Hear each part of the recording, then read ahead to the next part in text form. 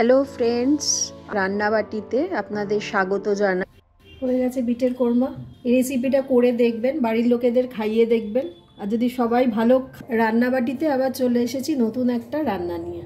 এটা হচ্ছে বিটের কোরমা।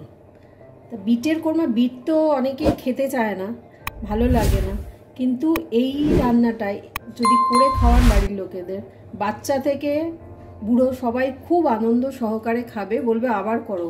এই রান্নাটার মধ্যে বিট লাগছে, বিটটা আমি গ্রেট করে নিয়েছি। বিটটা গ্রেট করে রেখেছি, গ্যাসে কড়াই বসিয়ে দিয়েছি। এবার সাদা তেলে রান্না করব, রিফাইন্ড অয়েল। তেল দিচ্ছি, চিংড়ি মাছটা নুন হলুদ দিয়ে মেখে রেখেছিলাম, চিংড়ি মাছটা দিয়ে দিলাম।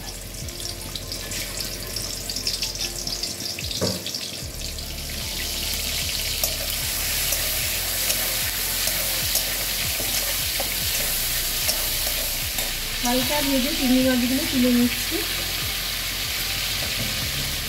এবার এই তেলের মধ্যেই দিয়ে দেবো কয়েকটা মেথি, একদম অল্প 2-4টে মেথি দিয়ে দেবো। মেথি ফোড়ন দিলাম, তার মধ্যে দিলাম তেজপাতা। এবার এর মধ্যে দেবো পেঁয়াজ। পেঁয়াজ কুচিয়ে রেখেছিলাম, এর মধ্যে পেঁয়াজটা দিয়ে দিচ্ছি।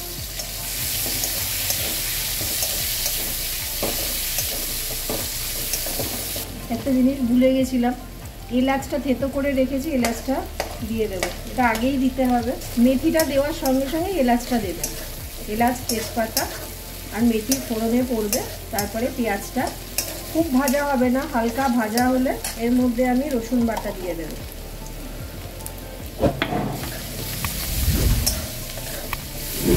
তারপর দিয়ে দেবো টমেটোটা, কুচিয়ে রেখেছিলাম টমেটোটা।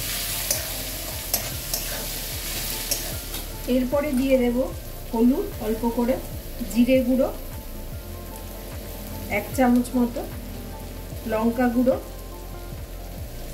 যতটুকু ঝাল খান সেই অনুযায়ী লঙ্কা গুঁড়োটা দেবেন, নুন,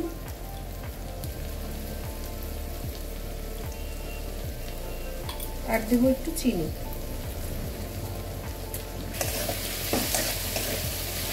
একটু জল দিয়ে এটা কষিয়ে নেব।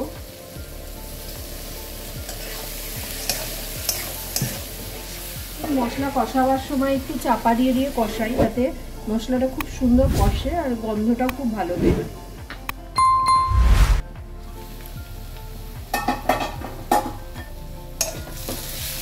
হয়ে গেছে বিটের কোরমা, একদম এরকম হবে, শুকনো শুকনো। এবার গরম মশলা দেব। আমি তো এই গরম মশলাটা ইউজ করি, আমার খুব ভালো লাগে, শিবাজির গরম মশলা। গরম মশলা আর ঘি।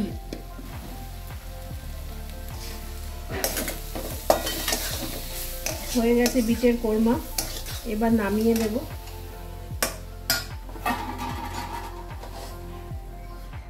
হয়ে গেছে বিটের কোরমা। এই রেসিপিটা করে দেখবেন, বাড়ির লোকেদের খাইয়ে দেখবেন। আর যদি সবাই ভালো খায় তাহলে লাইক, শেয়ার, কমেন্ট করতে কিন্তু ভুলবেন না। আর কমেন্ট করে বলবেন আমার কি আরও কিভাবে উন্নতি করা যায়, কি করা যায়, কমেন্ট করবেন।